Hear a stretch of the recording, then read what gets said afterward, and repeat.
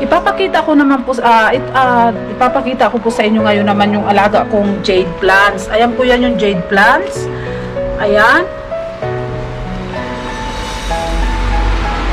Ito siya. Ito naman ay hindi man jade plants, ibang ano naman siya, halaman. Ito yung mga jade plants. Cactus. Ito pa yung tatlong cactus.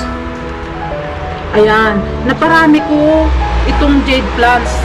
Dahil pagka ano na siya, pag marami na siyang sanga, ano siya, bumibigat na yung kanyang sanga, kaya inaano ko na lang siya.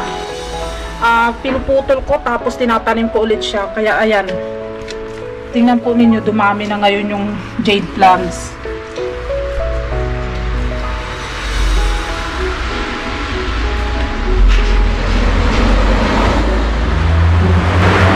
Ito pa po.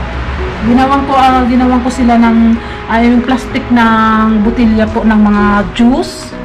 Ayan, pwede pong taniman. Ito, yung botilya naman po ito ng Coke.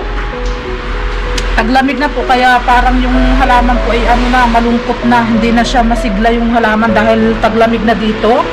Kaya yung mga halaman, parang tao din sila na nilalamig.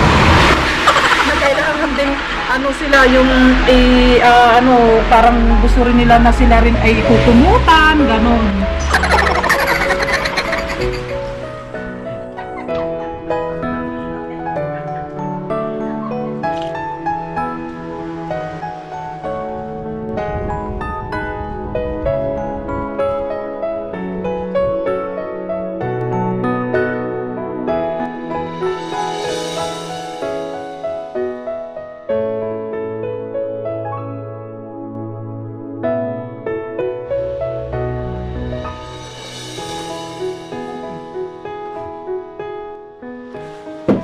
Ito naman po yung aking money plants na unang inilagay ko po sa YouTube.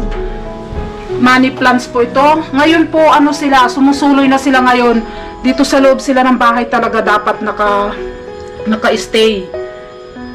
Ayan po yung ano ko nabili kong bagong cactus. Ayan po.